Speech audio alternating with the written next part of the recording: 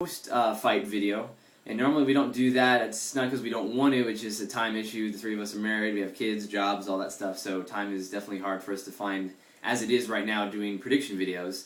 So to do a post-fight video is even harder, because we like to put the music and the quality and the green screen and all that stuff into it. We feel our videos need to stand out above others by just putting a lot of work into it, and we feel if we can't put that kind of quality into a video, then we don't want to put it out at all. But we're going to kind of go against that rule, and you're just getting me for this one. I'm actually doing this on my lunch break, so let me know your thoughts on this. If you like seeing what I have to say after the fight, cool. If not, we'll just kind of stick to what we're good at. But I want to cover UFC 110 in Australia, and whew, boy, did I pick a horrible event for me to cover, because I did horrible at my predictions this one. I'll be the first one to come out and say it.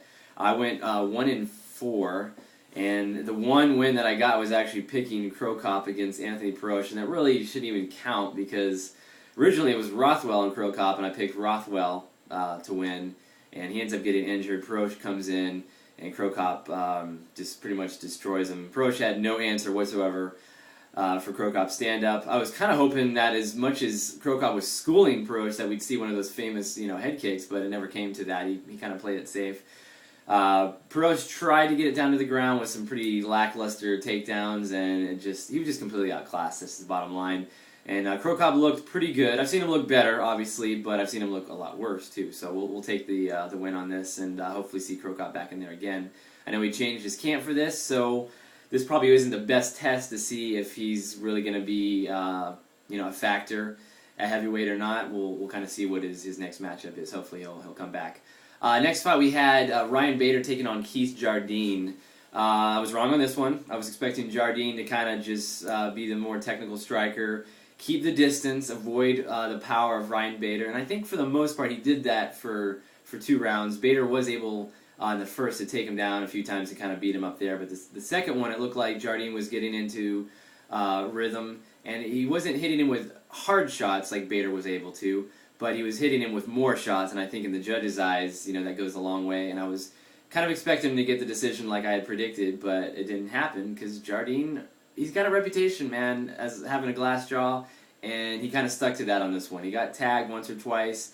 I know Ryan Bader hits really hard, and I'd go down like a freaking lightweight if I got hit too, but Jardine, it just seems like a lot of his fights, man, as soon as he gets that shot in there, it's just, there's no recovering for him. It's just over. I know he fought at the end, the decision to stop the fight, but anybody watch the replay, they see, Jardine went limp in that fight, so it was good call, good stoppage.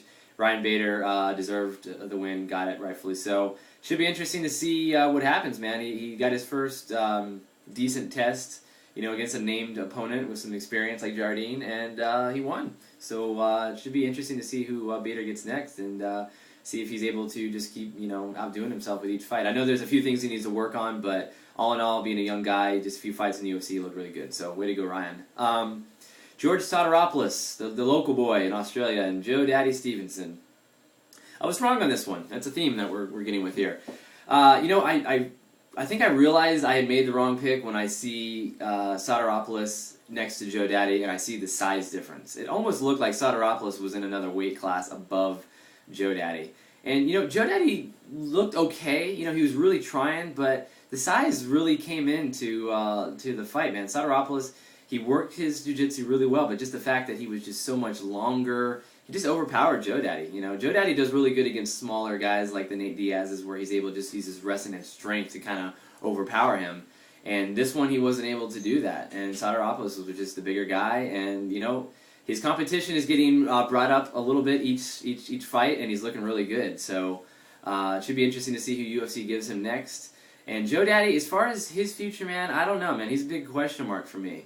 The more I was watching that fight and seeing, him trying to utilize his boxing skills but not having that reach advantage, he almost looks like a better fit for WEC, maybe in one of the lighter weight classes. Maybe you can mix it up with Mike Brown or Uriah Faber and get a belt that way. I know he wants a title shot again, but I don't know, man. If he can't handle Sotiropoulos, his competition level is not going to get any easier against anybody else in that weight class. It's just freaking stacked. So, Joe Daddy, I love you, man. I know you might have to take kind of a hit in your popularity by dropping down to a lesser-known group like WEC, but it might be the smarter move for your career. So we'll see what happens with that. Next fight, we had co-main event, Vanderlei Silva taking on Michael Bisping.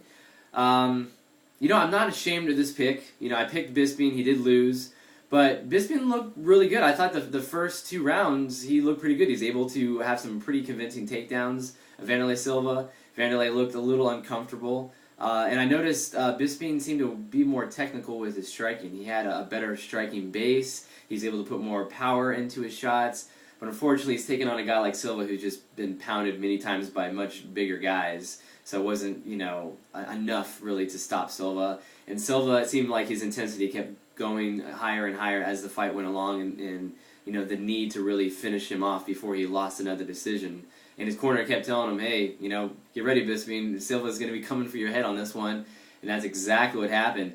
I think if Bisping would have lasted another, you know, 30, 40 seconds, if he was able to get to the end of the fight without getting knocked out like he did, or knocked down, he might have actually squeaked by with maybe a split decision on that one. But Silva timed it really well, was able to knock him good. And, you know, that's the last thing the judges see in the fight is Bisping almost getting knocked down to the ground. And that really goes a long way. So Silva gets a decision win, rightfully so. He definitely deserved it. Silva really looked better in this fight. I was definitely impressed. I really thought if Bisping had fought the Silva of, say, maybe 2 or 3 fights ago, that he would have been able to get that decision a lot easier. But Silva, I know, has mixed things up with his camp. He's trying to make a bigger impact in the UFC because he's had kind of mixed success at this point. And he looked really good, so I don't know. We'll see what happens with him. I'm not sure if he's a title contender at this point or not. He's got to prove a little bit more to me against higher level competition, but way to go, Silva. You look good.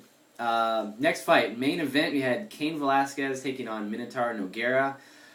Whew, wow. There's no easier way to say this. I was just completely wrong on this fight. I picked Nogueira to have the striking edge, and in I think the 3rd round he would knock out Cain Velasquez. Not even close. Velasquez just looked really, really good, man.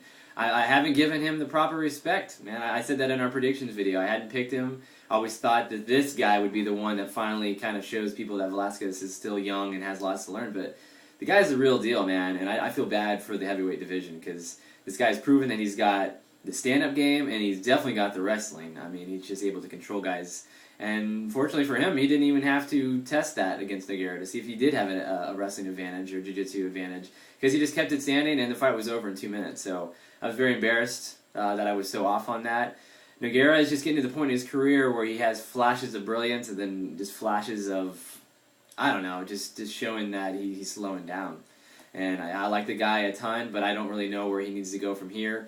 There's been a lot of talk about maybe UFC having a senior division where guys that aren't title contenders anymore but are still popular and people want to see fight, they could have their own place, you know, to fight and still, you know, get that TV time. I don't know if that's a great idea or not. I think everybody wants to see, you know, fighters fight each other and have that chance of getting the belt. And to throw them in that class where they kind of have the geezer division or whatever you want to call it, that may not be the best idea. So I don't know. There's pros and cons on that. But that pretty much wraps it up for UFC 110. Again, I did my research. I tried my best to pick what I thought was going to happen. I was off on this card. Usually I'm more in the 3-2, 4-1 range. Once in a while I get a 5-0. But this one I was just off. And Matt and Jared, they had a few picks that were different than me. I think they went 2-3 each or something like that. I'm not real sure. But next time I'm going to try better. That's all I can say. But, you know, that's why I love MMA. Anything can happen at any time. That's why it's the #1 sport in the world, in my opinion, because it's so exciting. But guys, that wraps it up. I'm Josh Osborne. Let me know on this video what you think. If you like the post-fight banter, and give me some comments. Let me know what you think. But we'll catch you on the next video, guys. Later.